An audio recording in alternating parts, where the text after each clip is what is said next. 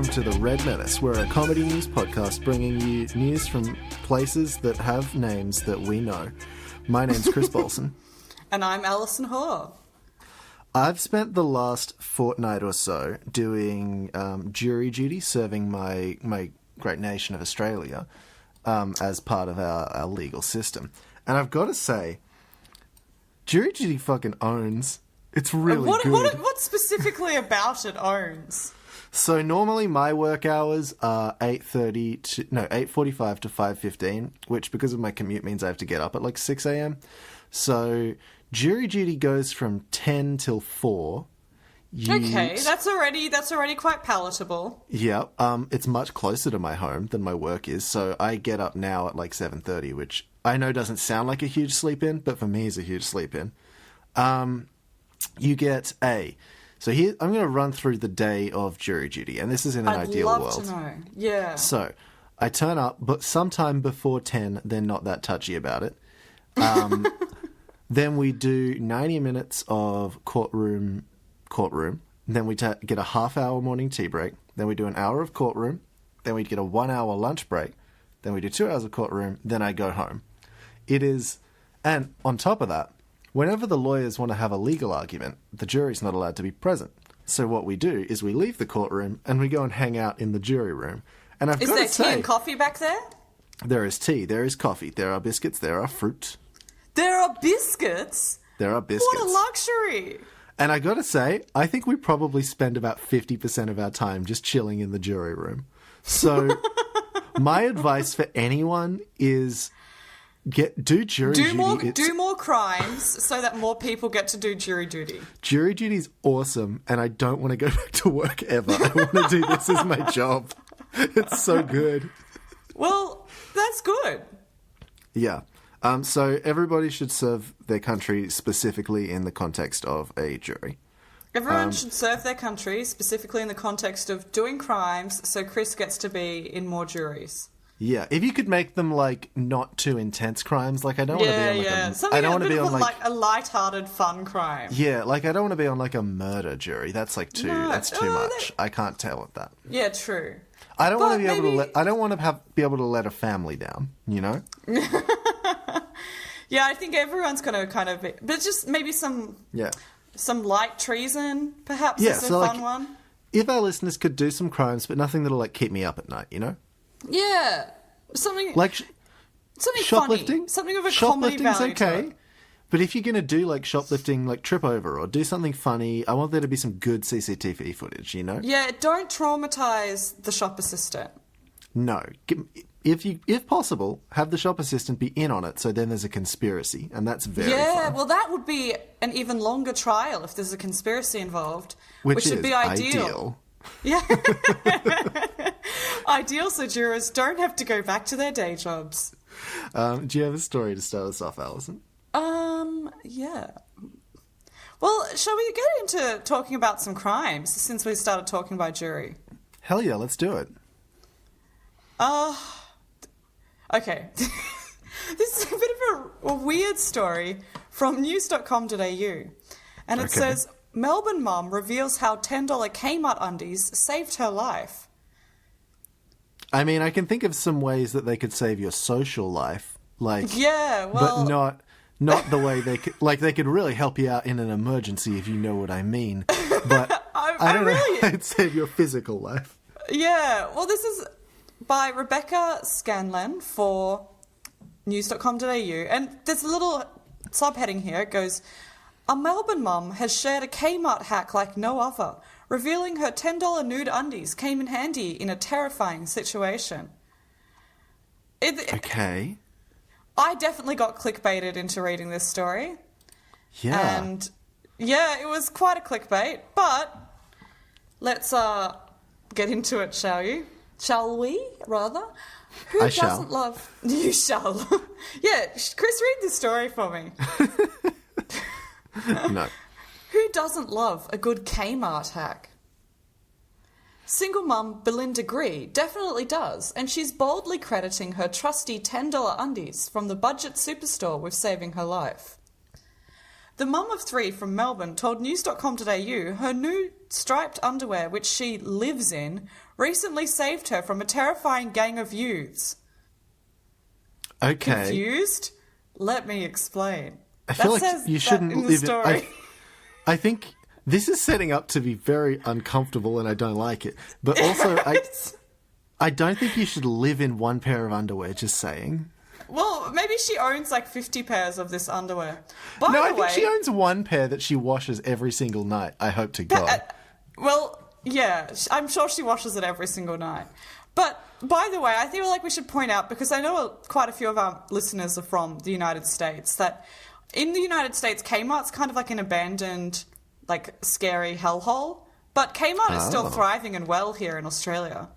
Yeah, they sell $10 very successful underwear. Company. They sell beach umbrellas. They sell $5 yoga mats. They sell T-shirts that disintegrate the moment you look at them. They sell. They sell $2 stick-on nails. They sell off-brand headphones. They'll sell you half of a PlayStation, and you have to go on a treasure hunt to find the other half. They sell a lot of camping equipment of dubious quality. Yes. They sell inflatable mattresses that can only support about 10 kilos of weight. There's a lot of good stuff you can get. Do you there. need an inflatable mattress for your chihuahua? Well, you can get one. Exactly. At Kmart. But I took a Kmart, yeah, it's thriving. I took a Kmart inflatable mattress to Falls Festival, and I gotta say, don't do that. That's my whole advice is don't do that. Relying on that for, like, comfort when sleeping is probably not the best choice that... No. And also, I gotta say, Falls Festival is at like 40-degree heat. Kmart air mattress fabric is not a sweat-wicking fabric. I don't think any air mattress fabric is. It's kind of... they retain heat very, very well. They do, yes. And it's kind of like quite a space heater inside your experience. tent. Yes. Although, I was at a friend's party once, and the party was on his farm, and it rained all night. How quaint. How delightful. Yeah, how quaint. A farm in the middle of nowhere. Good old-fashioned farm party. Haven't had one of those in a long time. There were alpacas there. There were sheep there. That's awesome. There were dogs there. It was a very good party. Any party with alpacas is instantly... like elevated to top party for me. 100%. But we were sleeping in a tent outside, and it rained all night. And the good thing about being on the air mattress is that we were raised above the water that was building up inside the tent. But there was like a pool of water surrounding the air mattress. Can I just say this doesn't sound like an awesome quality tent if you've had to have a makeshift boat to survive it. Yeah, you think... I feel like tents are supposed to keep water out. That's the core concept. Well, that's kind of the point of the tent.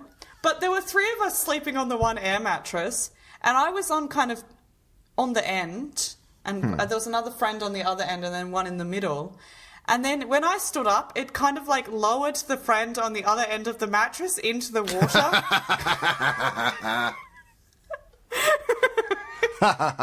Suck in. It really... Because obviously, like, the weight distribution by then, there were... When I was in high school, I had to do a thing called cadets, which is kind of like baby army. It was compulsory. I like baby army, yeah. Yeah, it was compulsory at my school to do baby army, and so when you go camping a lot in baby army, but they don't give you a tent per se. You get to sleep under what is called a hoochie. A what? And it's called a hoochie. I think OOTCHIE, maybe. It was never written down. Okay. Hoochie. You just kind of assumed that's how it's spelled. Yeah. Well, it seemed like it was how it would be spelled. So what a hoochie is a piece of tarp held up by 2 bits of string attached to 2 trees, and then the corners are pegged down, and then that's your entire tent. Wow. It sounds like there's a lot of room for ants to be crawling around you as you sleep. There's so much room for so many creatures to get all up in you. And we didn't have air mattresses per se. We had just another piece of tarp that we would lay under our sleeping bag that was about the size of like half a single bed. That's really good, isn't it? Yeah. So then if it rained, you would just kind of pray that the water would run under that tarp and not over it and into your body.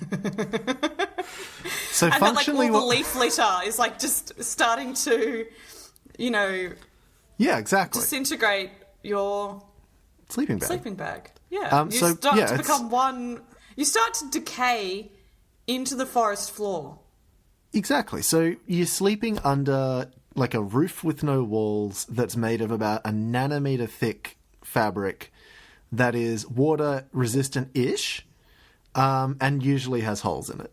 So, that's really good. That's a really fun experience. All I'm saying is that tents are underrated. I do like tents. But I do like tents that don't fill up with water when you're sleeping at night. I feel like that's a kind of basic function of a tent. At that point, you may as well just sleep in a bucket. I mean, I don't mean to be picky.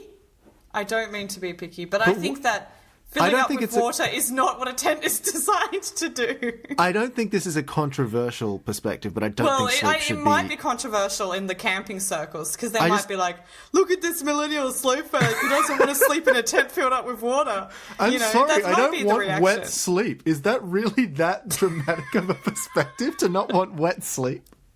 I don't want to sleep in freezing cold water in the bottom of my tent. I'm just throwing that out there. I'd rather not sleep in wet, if that's at all possible. Because I would like to also add that this was near Canberra in winter, so it was quite chilly. It was quite a chilly experience. That's sleeping in cold wet, and that's very bad. Don't do that. That's even worse. Yeah. Do we want to continue with the story that we've avoided for 5 whole minutes? Well, we have avoided it for quite some time, but I'm sure by this time our audience is quite curious about how these undies saved this woman's life, apparently. Oh yeah, that's what it was about. Please continue. So, this woman's life was saved by her $10 Kmart undies, just to get you up to scratch. After a few wines last Friday night, the 33-year-old from West Melton pulled on her trusty undies and climbed into bed, only to be woken up by loud noises and raised voices outside. I jumped up and looked out of the window. There must have been about 20 youths on my driveway, smashing bottles and leaning against my car, she told news.com.au. Oh shit, the gang of youths are back. The youths are back. The gang of youths are back with their new hit, Fuck Up the Driveway.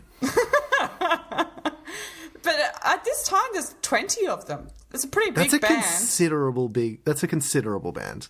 That's very scary. It's like the Japanese idol bands that have 50 people in it. Yeah, it's the band. So what do they have? They have one drummer, one singer, one bassist, and 17 guitarists. It's a very loud.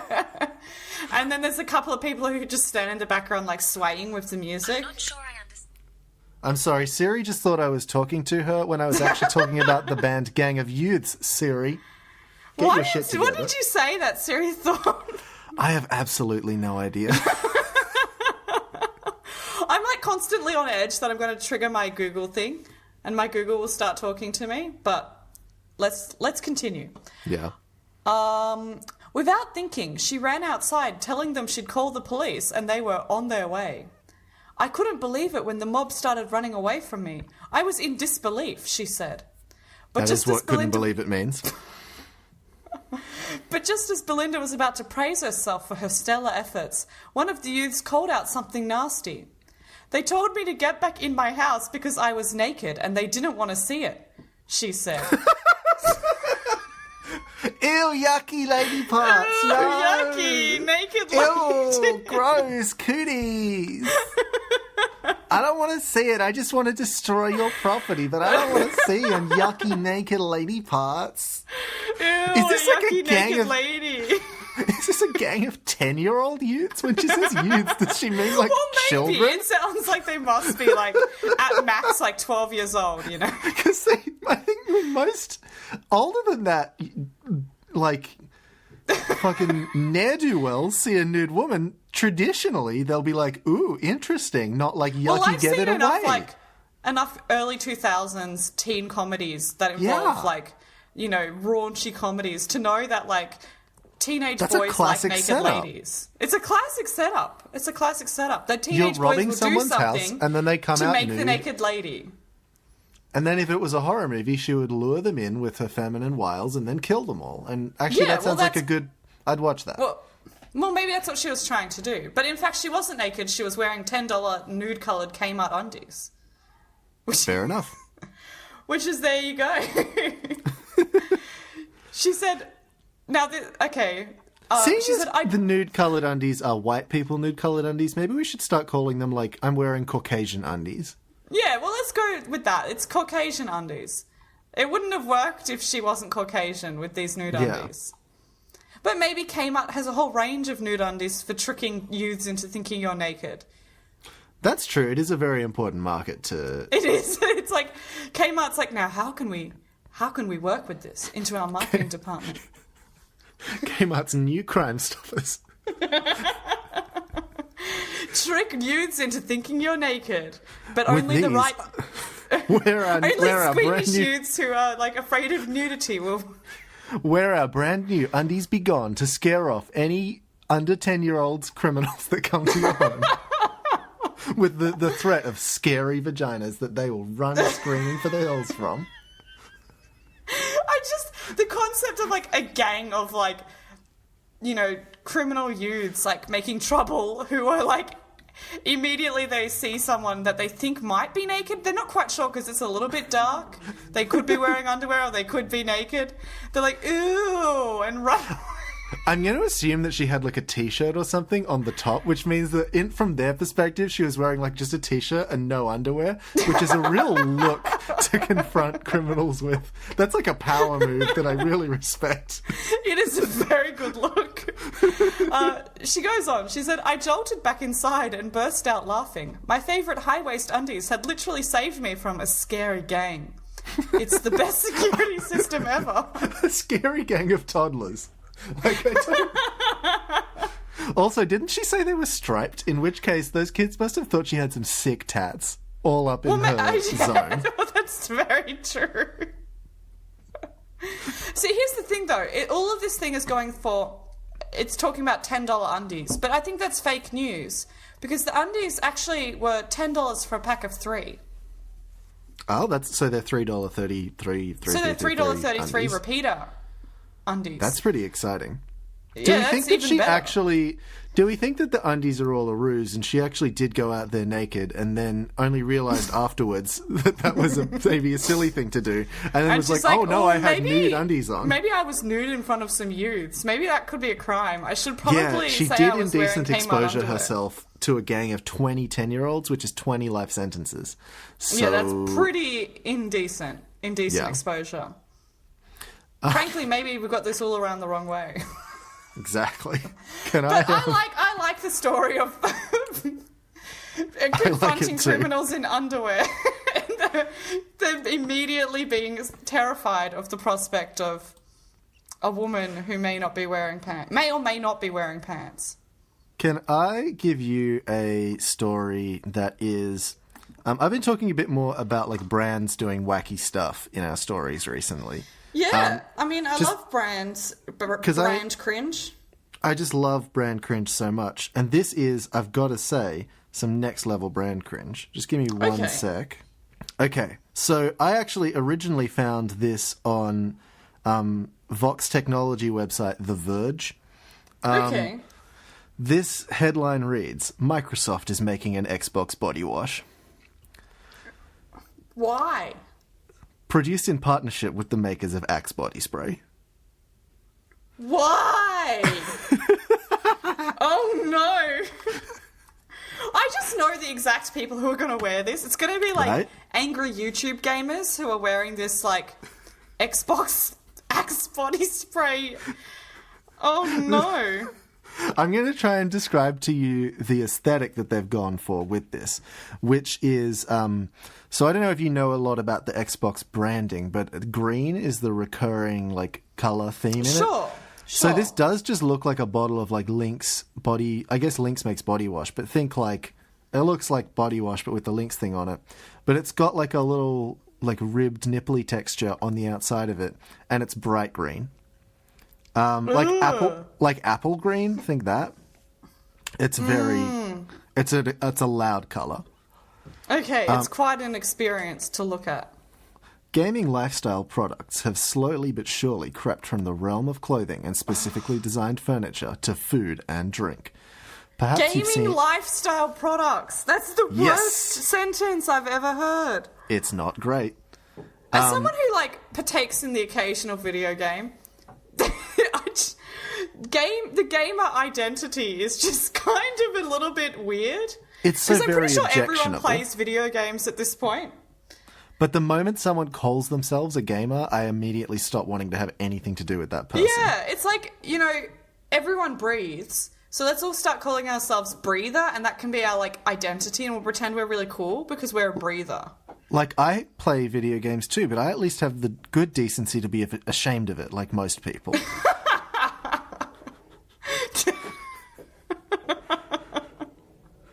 Perhaps you've seen Gamma Labs G Fuel, or God forbid, have actually tried it.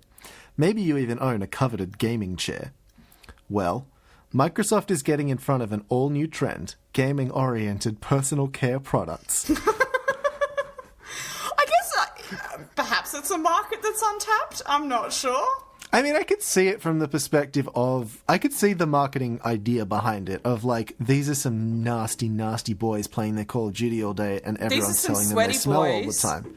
So if you send an appeal directly to them, it's like, hey, we know that we've made you sweaty. Let us fix that for you by you giving us your money. Let us solve this problem that we've caused.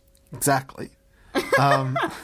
But I feel like a standard deodorant would do that too. I'm not a hardcore gamer, so I couldn't. I don't know. I don't really think that the you. regular, the Nivea Allison, it's just not going to cut the game sweat out of the equation. Rexona Oxy Action isn't gonna. No, but you see, they need Call of Duty action to get through the real hardcore shit that comes through. Yeah, sure. By partnering with the brand behind Axe Body Spray to produce the new Xbox-branded body wash, shower gel, and deodorant. Well, at least then we can use our human sense of smell to sniff out people that probably aren't, people we want to be around. Can I just say that there is nothing more gamer than using a 3-in-1 body wash, shower gel, and deodorant? Is that what it is? I think so. Oh, no. That is very gamer. That is very gamer culture. Exactly. It's really efficient. They've really min-maxed their cleanliness. Now, here's the kicker about this and why I thought it was appropriate to include it on the podcast. The product line, because it will be exclusive to Australia when it launches in July, is branded under Axe parent company Unilever's Lynx line, which is just the name Axe for Axe in markets outside of the US. So we get this exclusively. Exclusively for Australia. Because that means that you have to buy it and sniff it and tell me if it smells good or not. Because I can't buy it in this country. Well, when the Xbox body spray comes out in July, I will get some. I will sit down in front of my PlayStation because I don't have an Xbox. I'm sorry. And I'll get real nasty and sweaty. I feel like as soon as you sit down in front of the PlayStation, the product stops working because it only works with Microsoft TM, Xbox TM. We're going to have to do some tests. If one of our listeners wants to send me an Xbox so I can test this... it's really important. It's really crucial that Chris has an Xbox to test I'll set up a PO box so we can test this. So just send me your Xbox and I'll think about sending it back. We'll see. Yeah, and which games do you want to play to test it? You have to think about which games... it needs to be the most gamer game. Most... Which I guess is probably Call of Duty? It's probably The Sims. That's the most hardcore game. I don't know if you can get The Sims on Xbox, though. I don't know if The Sims really screams Xbox to me. The Sims screams everything gamer to me. Does The Sims have a competitive... Cool. Does it have a competitive online multiplayer component where you kill other Sims? EA, I hope you're listening because that's what we need in The Sims. I would play the shit out of that. That sounds great. I would play the shit out of an online multiplayer version of The Sims where you could murder other people's Sims and move into their house. I was going to say, what we've just invented is Second Life but with violence. So I am into that. Second Life but with you don't need to spend real money. You can just dig through people's trash and find gemstones to sell. Exactly. And then you use those gemstones to... You use those gemstones to buy guns with which you kill other Sims. Yeah, everybody knows. I mean, guns aren't in the regular Sims, but it's in this online multiplayer version of the Sims. Do you have to kill them with regular Sim tools? You can only kill someone by building a pool around their Sim? Yeah, of course. I think So that you'd would have make to- it more like it's like a battle royale, but you have to use regular have to- Sims methods. Use Sims construction tools to kill people. Or build a room. This is my favourite one. You build a room and you put a fireplace there and you fill the room absolutely to the brim with chairs. And you have the Sims... Or like, if you want to do like a really fun one, you have like the fireplace at one end and then the rest of the room is just like one long strip of like 1 square wide, and then you put 1 chair on each of those, and then you have the Sims sit on the very last chair and you can see like the fire approaching. Oh my god, that's terrifying. That's fucking psychopathic, Alison. That's incredible. Let's move along. I love that you've built... No. I love that you've built psychological torture into the way you kill your Sims. You haven't just done it in like a humane way or a funny way. Chris, you're You've done saying it in a my way Sims that fucks as with if their these head. are Sims that I've created. These are the Sims in the neighbourhood. Oh, These okay. are the So townies. I like that. You kill your friends' Sims is the tagline, and the You way kill to the get default Sims. the way to get the biggest high score is to kill them in the most like fucked up way that would give someone the worst PTSD imaginable. In The Sims 3, there's this Sim called Cyclone Sword, and it's got zeros and E's in it because he's a hardcore gamer Sim. And let me tell you, the moment that Sim stepped onto my lot, He was a dead man. he was a dead man. I have never wanted to end a Sim's life more. He was also very rude and kicked over my trash can, which also was not a great move on his half. So he kicked over your trash can, so you burnt him to death. That seems a cool way of going about life, Alison. For the record, this is talking about The Sims. Completely The Sims. Let's not take this out of context. According to GameSpot, Microsoft expects gamers to power up with Xbox Link's products before leaving the house, presumably where they will do the absolute minimum required of them before going home to game. Is that in the article? It Or is. did you add that yourself? No, I'm not as funny as... Who wrote this? Nick Stat is much funnier than me, who wrote this wonderful article. Sure. We see Xbox fans achieve incredible things every day, and we wanted to celebrate that elevated skill, passion, and determination by creating something truly special, said Tanya Chi, the business group lead for Xbox Australia and New Zealand, in a statement. Mm-hmm. Now, powering up can be as simple as a quick spray before you head out the door. So what does Xbox smell like? Microsoft That's says a good question. Microsoft says the answer is fruit, herbs, and various styles of wood. So basically, like every other deodorant. Yes! Link's Xbox is a fresh scent of pulsating green citrus, featuring top notes of kaffir lime and winter lemon, aromatic herbal middle notes of mint and sage, and Is this MasterChef? and woody bottom notes of patchouli and clear wood. So that's what the Xbox deodorant has in it. Also, it So has... basically everything that's in every other deodorant Yeah, so is it's what just I'm getting at here. It's a deodorant that's green and says Xbox on the front of it. That's And all because of it says is. Xbox on the front of it. It's highly objectionable. That's what I take away from this. Why is this an Australian only product marketed to Australians? What 'Cause is it it's about the it's- Australian gamer demographic specifically? And it's created by Microsoft Australia. So the staff who work here in the George Street Microsoft store have looked around and said, fuck, maybe that's what it is. Maybe they get a lot of complaints from the staff who work at the George Street Microsoft store that say all of our customers are so stinky. Can you please do something about I guess this? Australia is quite a sweaty place in the summer months. You know, everyone's just sweating. And they're like, how can we deal with this? They Let's used to make have- a gamer spray that we can sell in the Microsoft store. So... They used to have a demo unit of like a VR headset in the Microsoft store in George Street that I never tried, but I Okay. always looked at and thought like, ooh, that looks fun. I'd try that out. Like, I don't want to pay for it. Sure. But like 6 months ago, they replaced it with just like what looks like a driving Xbox or something, not a VR thing. And I originally thought like, well, presumably they've just moved on to a new product. But I have a new theory, which is that it just smelled so fucking bad by like after all those nasty gamers had used it. That it, like the it had to be. headset is just filled with dandruff. Yeah, they had to take the VR headset out behind the chemical sheds and put it down because it was just not safe for use anymore.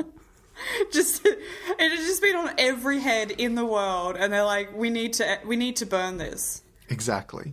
Do you have another story for us, please? Give me a moment. Okay, let's go to this one from the United States of America. Ooh. And this is from news.com.au as well. I don't know why I'm getting all my stories from news.com.au today. It's because all the local news. Working. It's because Daddy hasn't gotten around to setting up all of his new local news sources yet, and we're just waiting they're pretty slow. Yeah, so if Daddy could get on that sooner, I'd rather stop giving Rupert money if at all possible. I feel like perhaps that's because like they don't have all the syndicated stories on there at the moment, and it's just kind of like their own content, and it's a little bit sad. There's less. A little bit dead. Yeah. And I scrolled back like one page, and I was already at what I was looking at last week. I'm like, yeah. Wow, that's not great. It's not ideal. Anyway, so I'm looking at news.com.au, part of Rupert Murdoch's content churning out system, which occasionally has some fun stories to work with. So this one's from the science section, and it says, storm system turns out to be massive swarm of ladybugs. Oh, God. And it's looking at like the weather radar, and it says, a 130-kilometre wide blob, thought to be a massive storm system, has instead turned out to be something completely unexpected and bizarre. That's like that Hitchcock movie about birds that kill people. That's terrifying. But now it's ladybugs. Oh, God. They're like... Because they're not...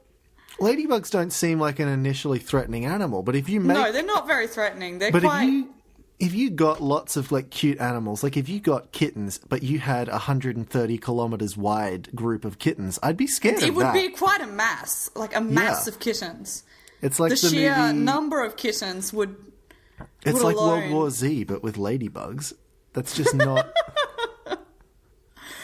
This is my pitch for like the horror movie trailer, right? You've got the person and they see the swarm coming and they start screaming, and then the ladybugs go in their mouth.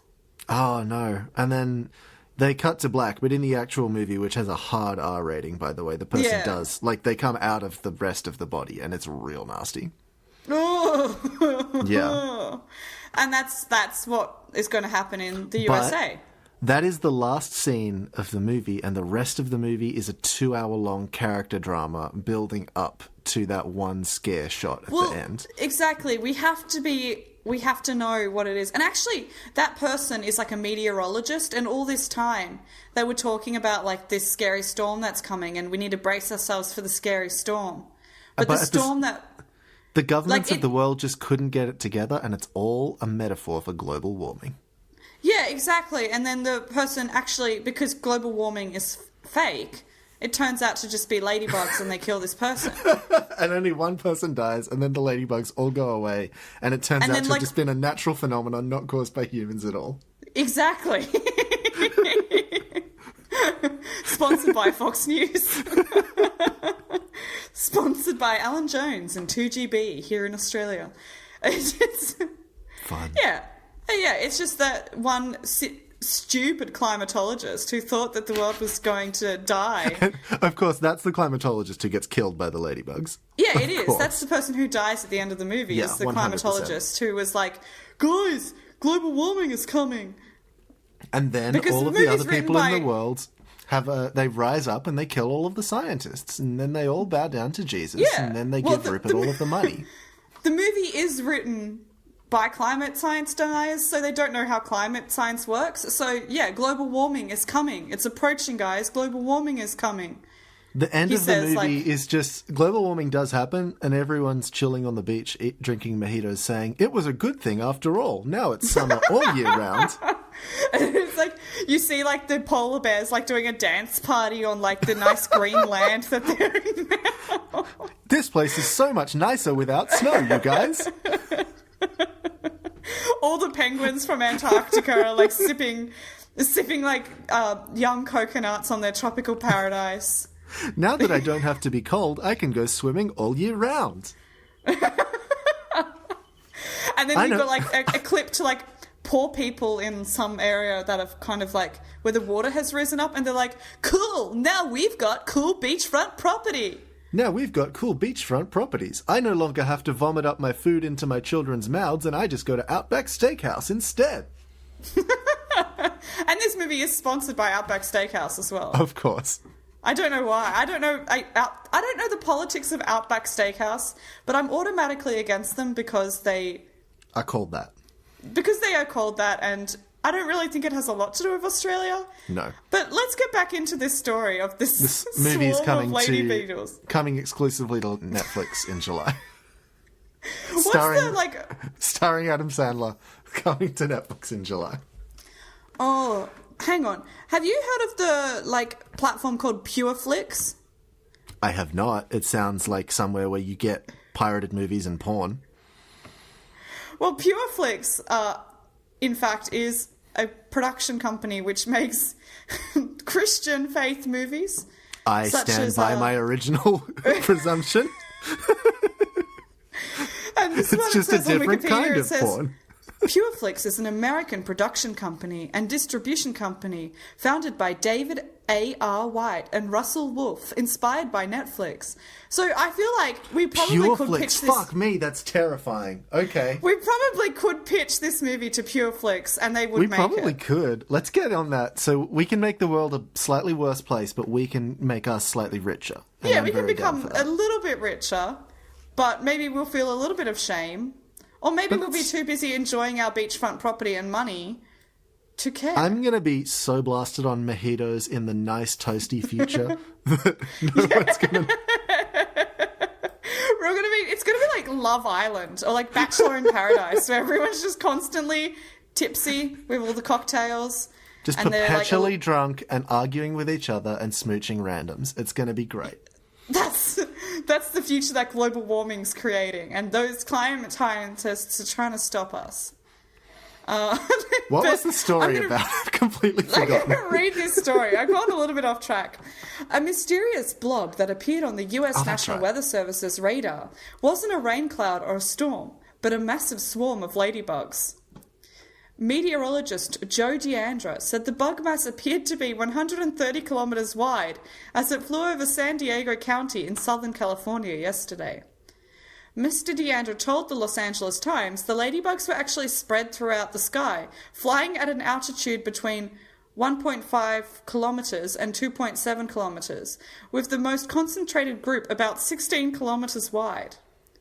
Oh After seeing it on the radar, Mr. DeAndra said he called a spotter near Wrightwood in the San Bernardino Mountains, northeast of Los Angeles, to ask what they were really seeing. I don't think that they're dense like a cloud, he said.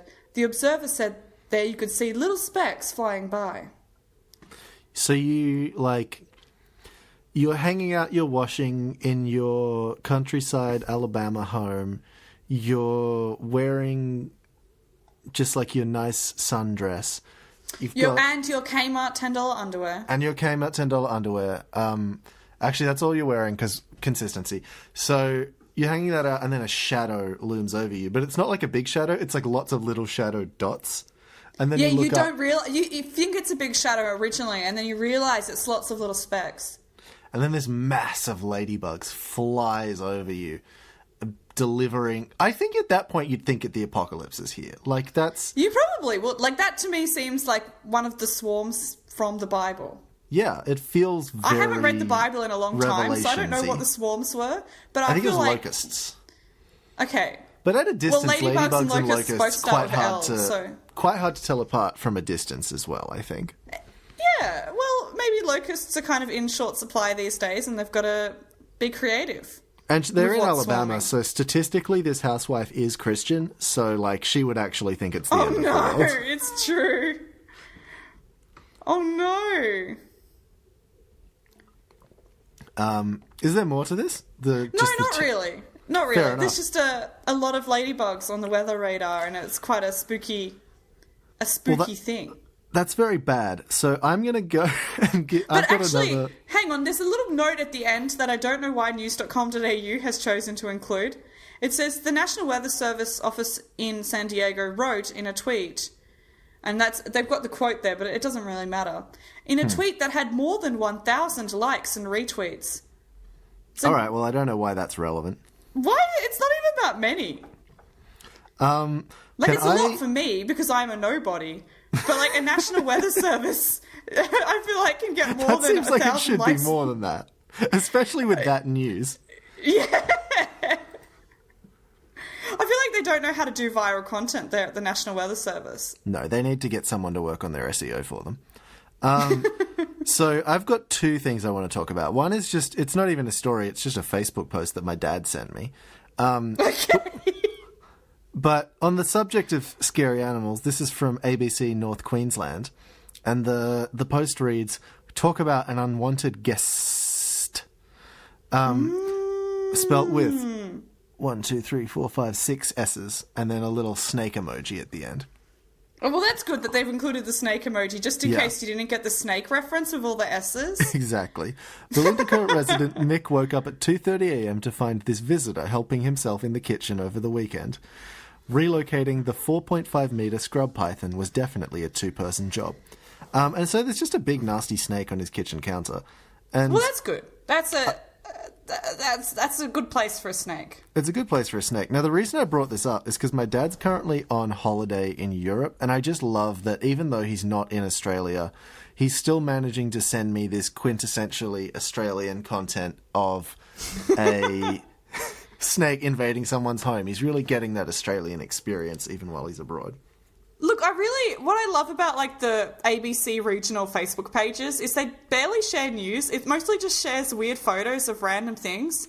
And often it's content like this. So if you're not already following like the ABC regional pages, like ABC Mid-North Coast, ABC North Queensland, get on that because there's some really random photos that are shared. Often involving animals. My actual story, Marianne sent me a few weeks ago, and I haven't used yet. And I have some newer ones, but I'll never say this story if I don't say it now. And so this is from 7 News, and this is from their World News section. The headline is, man fined $315 for flicking rubber bands onto a road in Singapore. A man... What a crime. This is the kind of crime that you should do so Chris can go to the jury. Exactly. This is a very good template, actually. This is a very good model to follow. Because I'm just trying to imagine what the evidence you'd have to try and like bring out on that would be. It's like, can you find any fingerprints on this rubber band? Okay, so photos of a ticket issued by Singapore's National Environment Agency and dated May 23rd were shared on Twitter, detailing the nature of the offence as, you did throw a rubber band in a public place. It's like, because the phrasing of you did throw a rubber band in a public place, it's like they're having an argument. Like he's like, the police officer says, oh, I saw you throw that rubber band, mate. And the guy's like, what? Oh, no, what did I do didn't. Wrong? You did throw a rubber band in public place. So, sorry about this one. You did throw the rubber band in a public place. You did do it. Like, I saw you. You did do it. The screenshot was confirmed by the NEA as being genuine, according to a local daily, The Straits Times. Spell S-T-R-A-I-T-S, not Straits as in like the heterosexual Times. Yeah, it's not like the simply the newspaper for heterosexuals. Because hot take, that's every fucking newspaper. NEA enforcement officers observed a man walking towards his vehicle and shooting 2 rubber bands, one after the other, into the air, the agent said in response to queries by Channel News Asia. The rubber bands landed on the public road. Our officers thus informed him of the littering offence and issued him an enforcement ticket, NEA added. Littering offences in Singapore are punishable by fines and a corrective work order, which requires recalcitrant offenders to clean public areas for a minimum of 3 hours and up to a maximum of 12 hours. About 39,000 littering tickets were issued in 2018, according to data released by the NEA in May. So those fuckers are getting good work done. They sure are. Social media users reacted by either applauding the move or expressing their amusement at the fine. I honestly think it serves the person right to be fined for throwing the rubber bands, tweeted Divya. Right. It's not the item size, but the action of doing... the person right. And just wait, I really love this sentence because it's applicable to so many things. It's not the item size, but the action of doing so. Thus the fine. Thus the fine. Thus the fine. It's not the size that matters. It's what you do with it when it comes to crime. About this. Because it's like, yeah, the rubber band will probably kill sea creatures, but also serves him right. Serves him right. I'm just pick it up. Just pick it up and put it in the trash.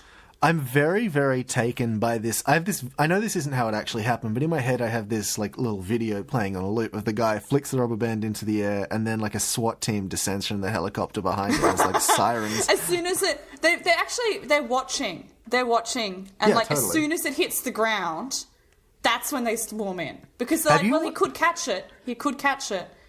He could be flicking it into a bin, but as soon as it cuts to slow motion and the rubber band is falling onto the ground, and as soon as the first little bit of the rubber band hits the ground, they all come in. Have you seen Minority Report? Yes. So I like the idea now of Minority Report's future crimes concept being applied to very small offences. Jaywalking. So you're about to jaywalk and you get tackled by Tom Cruise and he says... You know that one crossing at Wynyard Station? Yeah. The one from where all the buses stop at Lang Park to Wynyard. This is a very Sydney reference, and I'm sorry to all our listeners who don't live in Sydney. But in that one place, it's quite a hotspot for jaywalking because there's only about 1 metre of sidewalk that about 50 people are trying to stand on. Yeah. So everyone's well, let's avoid the crowd crush and jaywalk. I mean, I think that's a fair idea. I think so. But now Tom Cruise disagrees. Now I'm imagining Tom Cruise coming in, just tackling everyone down. Individually tackling all of the people. Just running back and forth, shuttle running all of these people on the footpath. But in the process, this is where it comes to the ethical dilemma for Tom Cruise, right? He's running back and forth across the street. Oh, shit. When the lights aren't going to catch people on either side. Oh, no. Here's the thing. He's jaywalking to catch the jaywalkers. And then Morgan Freeman comes down and says, "It's the Prestige." And then Tom Cruise realizes the tragedy of what he's done, and he shuts down the future littering crimes division. Because exactly. We've come up with two very good movies here today. I think. Have two good movie pictures. This one we can't really... unless we've got a Jesus in it, we can't really pitch this one to Pure Flix, so we're going to have to think of another, Well, that's why I put Morgan Freeman movie. in it. It's because he's just implied to be Jesus in just about everything.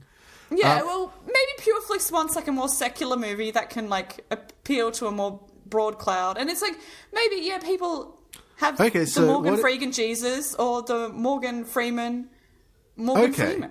So what if we have a Christian future crimes movie? So this is set in something BC.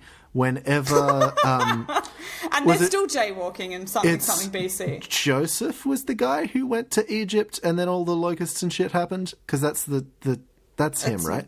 That's Moses. No. Moses was a descendant of someone, and I'm pretty sure that's. Or was it Moses? Moses made the swarms happen, Oh, Chris. okay. Well, then let's say it's Moses. Your Catholic education has failed you. It has. I'm sorry. I get my Old Testament confused. Sue me. Clearly, my Anglican education was superior because I still remember my Old Testament. So. This movie stars Tom Cruise as Moses, and every night he has visions of things come to pass. And instead of swarms of locusts descending upon Egypt, it's someone in Egypt flicking a rubber band into the street. And he has to decide. This guy's the inventor of the rubber band. He's just made the first rubber band and he's just playing with it. And he believes these are visions from God, but he's not 100% sure, so he doesn't know whether it's right or not to act on them and stop these future littering crimes. Yeah, true. And he can see in the future the plague upon Singapore of people flicking rubber bands. So he knows he has to stop this now. A cloud hovers over the Alabama housewife, and it's a cloud of rubber bands flying through the sky. Yes. This movie that's is called I was going to say Moses Report, but I feel like we can do better. Future sins. We'll think on it. We'll sleep We'll think on it. I'll tweet a good name for it when I finally come up with one. We'll make a good name for it, the title of the episode, and then we can just Yeah, so whatever funny joke I come up with in the next 24 hours is what the title of the episode will be. Yeah, exactly. Whatever funny joke you can, like, swing upon then. Do you have... I reckon we've got time for one more story. Yeah. Yeah. Do you have one to finish us off? Shall we get into some corporate bullshit? Yeah, I love corporate bullshit. I don't know, this story, we're not going to get into the whole story. I just like the concept of what's being proposed here by our best mate, Jeff Bezos. Oh, my best friend, Jeff Bezos. Jeff Bezos, or Bezos, or... I like Bezos, actually. Let's go with Bezos. Bezos. I like Bezos. I know it's probably not the right pronunciation, but... Yeah. Friend of the show, Bezos. Jeff Bezos, our number one investor, number one listener. So, make Earth residential. Bezos wants to move factories to the moon. Oh, for fuck's sake, Jeff.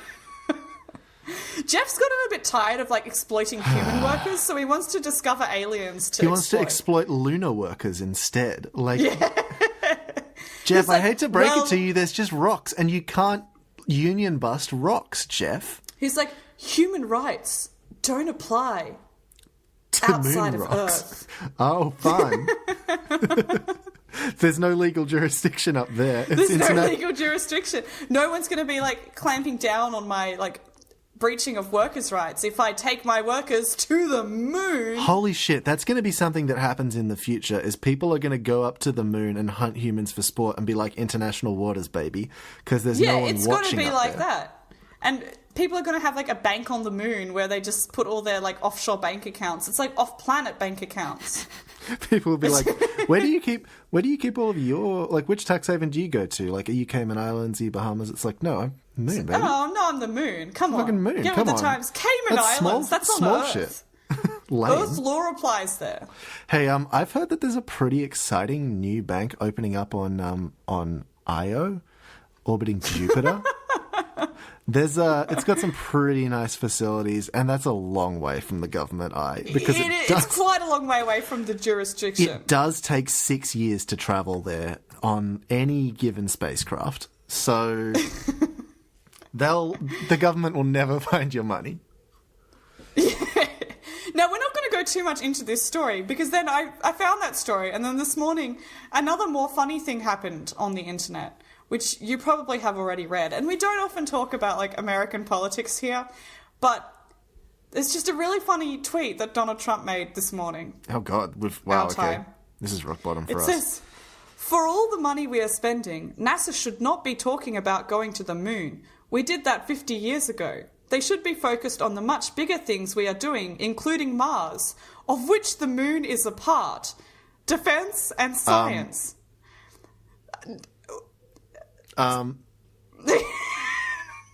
Do you see the problem? I see the issue. Well, okay. Do you see the slight issue in... When I was a youth, I was very into space. I was into all of the traditional boy things as a child. I liked trains, I liked dinosaurs, I loved space.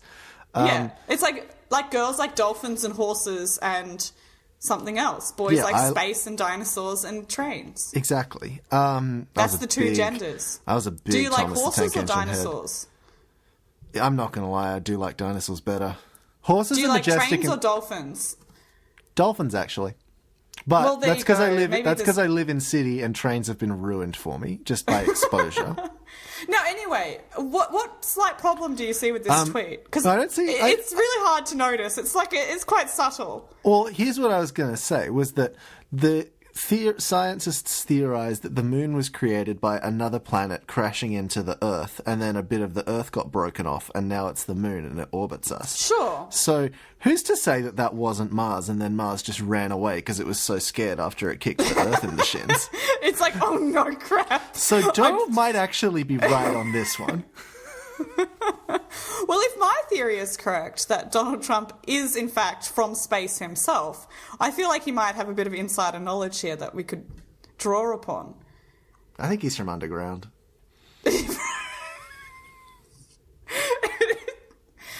It's just a strange thing to include.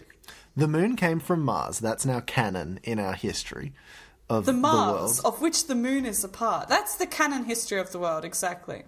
Okay, so here's what I'm thinking, is one time Mars was eclipsed by the moon, and that's the one time he's ever tried to look at Mars, was when it was behind the moon.